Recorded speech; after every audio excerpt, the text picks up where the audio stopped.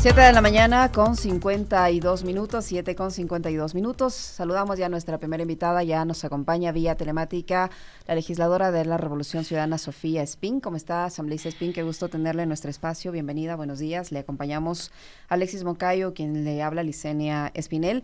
Ayer se suspendió la sesión en la que se realizaba el juicio político al vocal de la Judicatura, Fausto Murillo, y al ex vocal, Juan José Murillo. Aparentemente no hay los votos. En las últimas horas se cayó el argumento de quienes se oponían a esta interpelación, en el sentido de que quien podría reemplazar en el cargo al señor Murillo pertenecía o era cercana al Partido Social Cristiano. Me refiero a la señora Celi, quien ha presentado su renuncia al cargo. Ya no hay ese supuesto riesgo, digámoslo así. ¿Cuál va a ser ahora el argumento de quienes se oponen a este proceso, tomando en cuenta que además que la bancada que representa al oficialismo, la del presidente Daniel Noboa, es como que está en contradicción con lo que el presidente Noboa, entonces asambleísta, sí firmó, que es la petición de juicio político para el señor Fausto Murillo? Buenos días, bienvenida. ¿Cómo está la situación al momento en la asamblea respecto a este tema? Buenos días a Radio Pichincha, un gusto para mí estar aquí, un gusto verle a Alexis, Licenia. Buenos días a todos los quiteños que nos están escuchando. Bueno, efectivamente ayer tuvimos una jornada, una larga jornada de juicio político, yo diría una dura jornada en donde vimos a dos vocales, un ex vocal, el señor Murillo, y al vocal Murillo, intentar defenderse de pruebas en firme, pruebas fuertes que mostró la Comisión de Fiscalización. Fue un día, decía yo, donde los corruptos estaban envalentonados, ¿no? Es una pena lo que ocurrió ayer y que de repente, siendo que el presidente Daniel Noboa puso su firma en el periodo pasado para iniciar este juicio político, en este momento la bancada de ADN ha dicho que no apoyaría este juicio político. No comprendemos nosotros a qué se juega, por qué estos movimientos. El argumento que ellos tenían efectivamente era que si salía el señor Murillo, subía la señora, la doctora Elsie Celi. La señora Elsie Celi en la noche ha emitido una carta renunciando a su puesto en el Consejo de la Judicatura, diciendo que ella no se presta para que dañen su honra, que ella no pertenece a ningún partido político, no pertenece al Partido Social Cristiano, porque en algún momento hasta han dicho que también la señora Elsie Celi es cercana a la Revolución Ciudadana, cosa absolutamente falsa, porque ella es nombrada en el Consejo Transitorio liderado por el señor Julio César Trujillo. Uh-huh. Entonces, se les cae el argumento. Veremos hoy día, ya quedándose sin argumento, la bancada ADN, el presidente Noboa, ¿qué va a decir para seguir, para no querer dar los votos para lo que es justo? Han manoseado la justicia. El señor Murillo llegó a ser presidente del Consejo de la Judicatura de manera irregular, de manera ilegal, rompiendo lo que dice la Constitución y la ley, y eso quedó absolutamente evidenciado el día de ayer. Entonces veremos si ya se quedan sin argumento. ¿Qué va a pasar hoy día a las 9:30 que nos han vuelto a citar en el Pleno de la Asamblea Nacional? Licenia, pero no solamente Daniel Noboa apoyó el inicio de este juicio político en la asamblea anterior, sino que también, aquí traje los nombres, Isabel Enríquez, ministra de la Amazonía en este momento, apoyó ese juicio político. La señora Vilma Andrade, embajadora en España, apoyó ese juicio político a los dos vocales del Consejo de la Judicatura, Murillo y Morillo. El ministro de Gobierno, el señor Esteban Torres, también apoyó el juicio político y, por supuesto, él, en ese momento legislador y ahora presidente de la República, señor Daniel Noboa. Es que no se puede creer en la palabra del presidente Daniel Noboa. Es esta otra más de las mentiras que le ha dicho al pueblo ecuatoriano, ¿no? Como por ejemplo cuando dijo que no iba a subir el IVA y de las primeras acciones que ha tomado es subir los impuestos a los ecuatorianos. Un gusto saludarle como siempre, estimada Sofía. Eh, este juicio político, una de las cosas que ayudó a demostrar es cómo se utilizó también la judicatura como botín político y como moneda de canje para el gobierno anterior.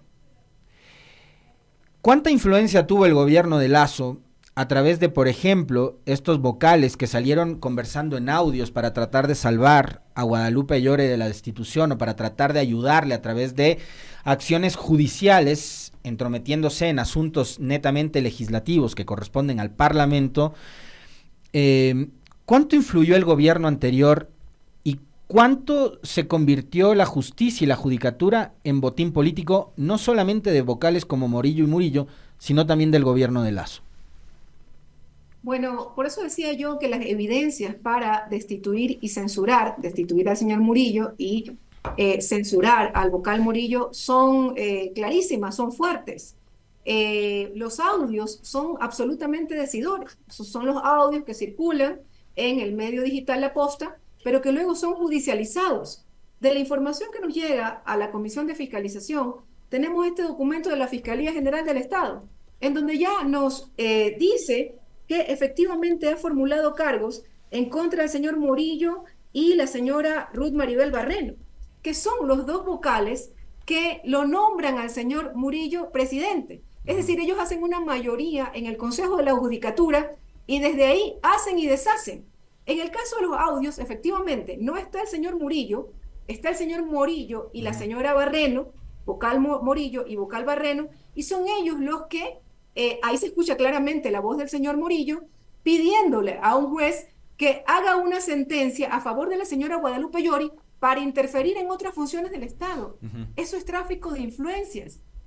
Y lo que ayer nos llega a decir el señor Murillo es que los audios están mutilados. Eso no nos puede decir a la Comisión de Fiscalización porque nosotros recibimos toda la información de Fiscalía. Nosotros tenemos toda la información. Tenemos la información de la testigo protegida que estuvo allí, que dio veracidad. Están los audios claramente. Hay una clara, primero, intentar inducir en un juez lo que está expresamente prohibido por la ley para que saque una sentencia a favor de la señora Llori para que regrese a la presidencia de la Asamblea Nacional intentando interferir a la Asamblea Nacional, pedido por el presidente de la República, Guillermo Lasso, de ese momento. Eso lo dice en el audio.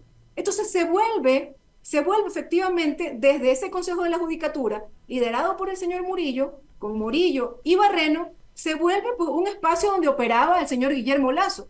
Y eso también lo vemos con claridad cuando descubrimos el reparto.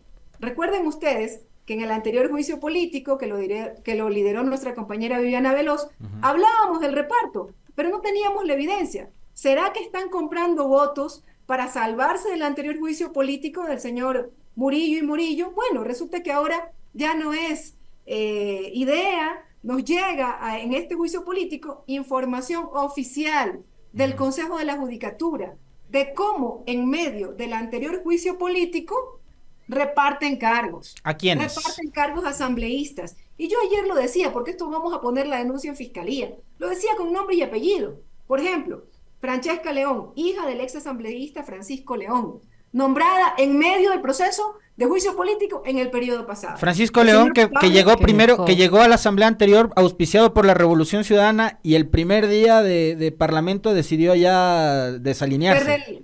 Creo. Él no. Él mismo, Ya. El señor que se fue con el Muy señor Guillermo Lasso. Correcto. El señor Pablo Pasquel Ruiz, primo del ex asambleísta Mario Ruiz, nombrado en medio del juicio político. Pachacuti. La señora Maciel Suárez era servidora legislativa, era parte del equipo de un asambleísta y se va a la judicatura.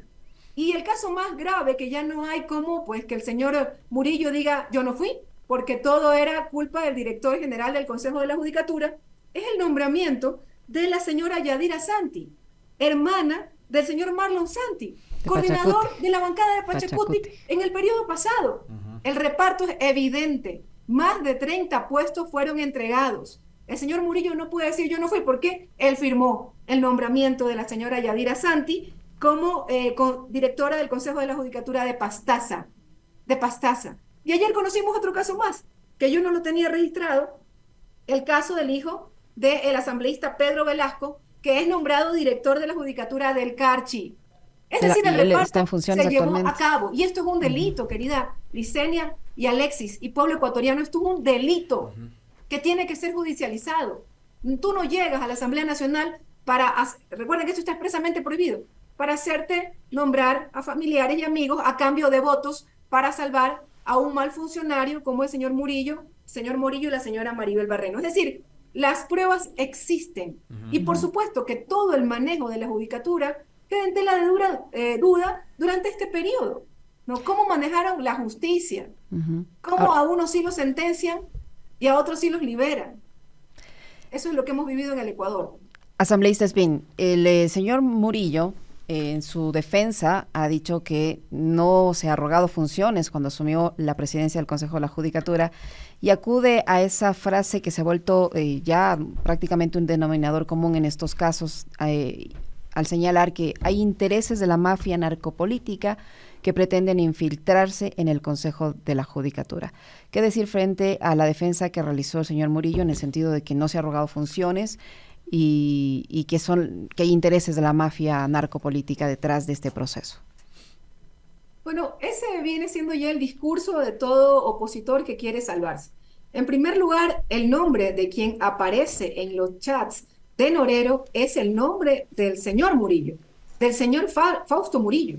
¿No? Ayer lo anunciamos al pueblo ecuatoriano y la bancada de la Revolución Ciudadana va a poner una denuncia para que la señora fiscal también tenga pues que analizar estos chats del señor Norero, en donde dicen que se comunican directamente con el señor Fausto Murillo.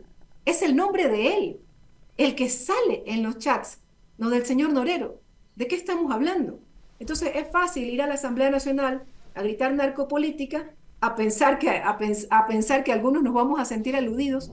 No nos vamos a sentir aludidos. Son ellos los que tienen que responder por qué aparecen en los chats de Norero diciendo que hay conversaciones directas del señor Norero con el señor Fausto Murillo. Esa es la realidad. Y nosotros vamos a poner la denuncia en la Fiscalía para que la Fiscalía no mire para otro lado y no quiera incluir estos chats en la investigación que se está llevando a cabo en el caso Metástasis. En primer lugar, eso. En segundo lugar, decir que él no puede decir que no hubo arrogación de funciones por dos elementos. Primero, lo que dice el artículo 179 de la Constitución de la República, que dice quién debería presidir el Consejo de la Judicatura. Y es muy claro. Dice, siempre la presidencia del Consejo de la Judicatura tiene que venir de la terna que provea la Corte Nacional de Justicia. Ellos, cuando renuncia la señora Maldonado, debían elegir al alterno de la señora Maldonado, al doctor Román. En este momento preside el Consejo de la Judicatura. Cuestionan ese nombramiento porque dice, es el suplente, pero no viene de la terna enviada por la Corte Nacional de Justicia. Entonces buscan al señor Murillo y la pregunta es si el señor Murillo venía de la Corte que había enviado la Corte Nacional de Justicia. No venía tampoco de la Corte. Él tampoco venía de la fuente, como dicen. Es que el doctor Román no venía de la fuente. Pero recuerden que el doctor Román había sido elegido por el Trujillato. Estaba, digamos, tenía un bloqueo, tenía una protección por haber sido elegido en el Trujillato. Eso dice la misma Corte Constitucional. Las decisiones del Trujillato están blindadas, tienen un blindaje. Entonces ellos no podían no poner como presidente en ese momento del Consejo de la Judicatura al doctor Román. Entonces el argumento es que no viene de la fuente. ¿Y el señor Murillo viene de la fuente? Tampoco viene de la fuente de la Corte Nacional de Justicia, sino viene de la fuente de la Asamblea Nacional. Es decir, su elección es ilegal. Es ilegal. ¿Pero quiénes lo eligen? Murillo y la señora Barreno. Por eso, cuando salen los audios, el señor Murillo no pone ninguna denuncia. No pone ninguna denuncia ni en Fiscalía, ni analizan el tema dentro del Consejo de la Judicatura, ni plantea el tema en el Pleno del Consejo de la Judicatura. Al contrario, protege a Murillo y Barreno. ¿Por qué los protege? Porque les debía su nominación. Les debía su nominación. Él se debía a ellos. Por eso los protege. Por eso incumple el deber constitucional de denunciar. Cuando conoces un delito, una autoridad tiene el deber de denunciar. Y eso incumple. Asambleísta. Entonces, el señor Murillo no puede decir que él no se arrogó funciones. Asambleísta. Se tomaron por asalto el Consejo de la Judicatura. Asambleísta, conocemos que tiene otra entrevista, pero no queremos dejar de abordar los temas también políticos que tienen que ver justamente con este juicio político.